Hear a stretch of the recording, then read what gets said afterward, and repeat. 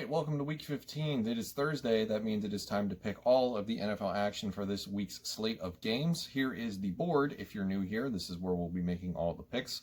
I make the picks, you criticize them, or you can leave your own picks in the comments. We'll see how we do. I don't remember what my record is. I just checked it, but it escapes me. So, boom, there it is. That's how we're doing.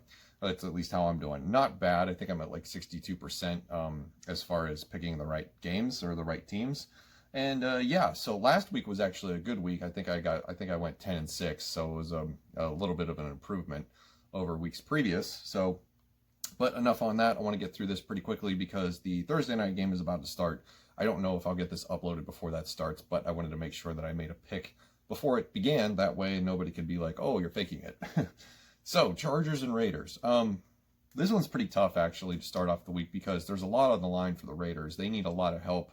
They got to win out to get into the playoffs. But I think that the Raiders are a little bit too banged up, and it's going to make them sort of play down to the Chargers level. Anthony Lynn's likely getting fired at the end of the season just because of his game management. He's just not been able to put it together. He's losing too many one-score games. But I'm going to go out on a limb here and say that he figures it out for this one. Justin Herbert shines in prime time, and the Chargers pull off a victory over the Raiders. Next, we've got the Bills and the Broncos. This is really kind of an easy one to pick. I think that the Bills passing game will have no problem with Denver's secondary. The Bills also have like no desire to run the football whatsoever. I thought Zach Moss was going to be one of those, dark horse candidates to win Rookie of the Year from the running back position. And yeah, totally not going to happen at all. So I'm going to go with the Bills over the Broncos thanks to Josh Allen's MVP caliber season in the passing game. Next, we have the Panthers and the Packers. This one's also pretty easy, going with the Packers here. Credit to Matt Rule for what he's done with the Panthers this season, but it's just not been enough. I think the Packers are the much better team. They're fighting to get a hold and keep a hold of that number one playoff seed in the NFC. So they'll be ready and, raring to go at home as Carolina comes to town. Next, we have the Buccaneers and the Falcons. The one takeaway from last week that I didn't really talk about was I thought that the Buccaneers didn't play very good football. They were very beatable last week at home against the Vikings. And the Vikings aren't the best team in the world. Neither are the Falcons. But the Falcons have been known to sneak up on people. If Julio Jones was 100% healthy, I would have hesitation about picking the Buccaneers. But just looking at it from, a side-by-side comparison of the two rosters, other than Matt Ryan, Russell Gage, and Calvin Ridley, I don't know that there's enough on this Falcons team to be able to sort of keep pace with what the Buccaneers are capable of. So I'm going to go with the Bucs over the Falcons in this one. Next, we have the 49ers and the Cowboys. I'm not a fan. I don't know what to do here. Cowboys have a suspect run defense. Raheem Mostert is probably not going to play, so you're probably going to get Jeff Wilson. The 49ers are dying for somebody else other than Jimmy Garoppolo and Nick Mullins at quarterback, so who knows? The Cowboys' passing game is fine. Ezekiel Elliott, I don't know what happened to him this year. Their offensive line is made of spare parts and, just absolutely broken down. I guess I'm going to go with the 49ers. I got to pick the 49ers. I think they have more on the line than the Cowboys do. Next, we have the Lions and the Titans. This one's a lot easier. Tennessee all the way. Matthew Stafford might not play. Kenny Golladay is doubtful. Jeffrey Okudah is on IR. There's just not enough talent to keep up with a team that's as good as the Titans. And the run defense is really bad. So Derrick Henry will probably have a monster day and win some people some fantasy games. Texans and Colts. Colts are sneaky good. I don't think it's going to be much longer that it's going to be sneaky. It's going to be, you're not going to be able to call them sneaky for much longer. I don't really even think you could probably do it now. But yeah, that defense is really good. The offense is finally figuring out Jonathan Taylor. They're utilizing him in the correct way. It only took a whole season.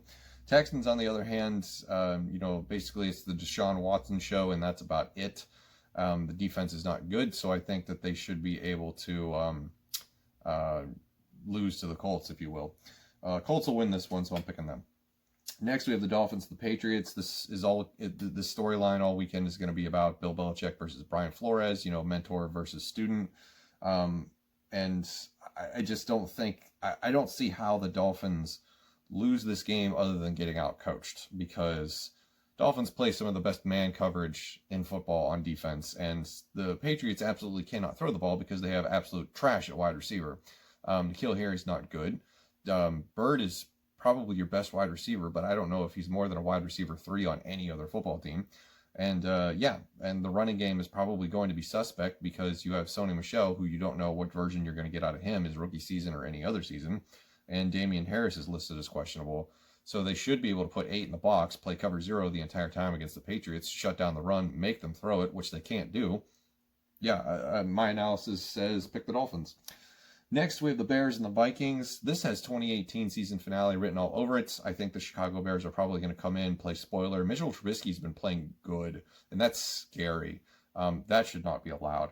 And every time I pick against the Vikings, they win. Every time I pick the Vikings, they lose. So this is a win-win right here for me. I'm going to pick the Bears because I do think that they're the team that's going to win. And if they don't, I'll be happy to be wrong. Next, we have the Seahawks, the Washington football team. Seahawks are definitely the better team here. You're getting a Dwayne Haskins start in Washington because Alex Smith is on the shelf and Kyle Allen is definitely not available. Antonio Gibson is questionable. We don't know if we're going to have him, so you're going to have J.D. McKissick and the other running back who they have. Who's the other one? Peyton Barber. So it's Dwayne Haskins, Peyton Barber, J.D. McKissick, and Terry McLaurin against the defense that really likes to blitz. And on the flip side of this, my hesitation is the fact that this this Washington football team's defense is sneaky good, right? Because of what they were able to do to Pittsburgh. Chase Young, Montez Sweat, and that pass defenses. So I'm going to say Ron Rivera has them drinking the Kool-Aid. And I'm going to say Washington football team stuns the world. Even more so than they did against Pittsburgh. Next, we have the Ravens and the Jaguars. This one's pretty easy. As long as there's no cramping. I'm going to go with the Ravens in that game. Next, we have the Jets and the Rams. Kind of do these quickly because there's not much to talk about. Jets are awful. Rams are really good. Rams are Super Bowl potential this year. I think of the two conferences, the Rams are the one team in the playoffs that you do not want to meet for the NFC. And the other side of that, I would say the Browns. Eagles and Cardinals. Thank you, Jalen Hurts, for providing us some entertainment at the end of the season, but I think it's going to run out. I'm going to go with Kyler Murray, DeAndre Hopkins to win that game. Chiefs and Saints. Taysom Hill is a meme. I'm going to go with the Chiefs. And then Browns and Giants. I don't have my Cleveland Browns thing. Hold on one second. Found it. I'm going with the Browns against the Giants. I know there's some revenge game mentality built into this because Freddie Kitchens is taking over play calling for Jason Garrett, who has gone on the COVID list, and Colt McCoy is the quarterback due to Daniel Jones's injuries. So Colt McCoy and Freddie Kitchens versus Kevin Stefanski and the Cleveland Browns, former head coach and former quarterback versus his old team. No way. There's absolutely no way Freddie Kitchens and Colt McCoy are going to engineer this upset. It's just that's unthinkable. And yeah, not in prime time. Steelers and Bengals. Steelers. I mean, Bengals. They're just wanting the season to end. I mean, come on. So that is the picks for Week 15. Thank you for watching the video. Let me know what you think in the comments below. Do you agree with all the picks? Do you think I made some mistakes? What are the teams that you would pick, and what are the games you're going to be watching this week for Week 15? Once again, thank you for watching the video, and I'll see you in the next one.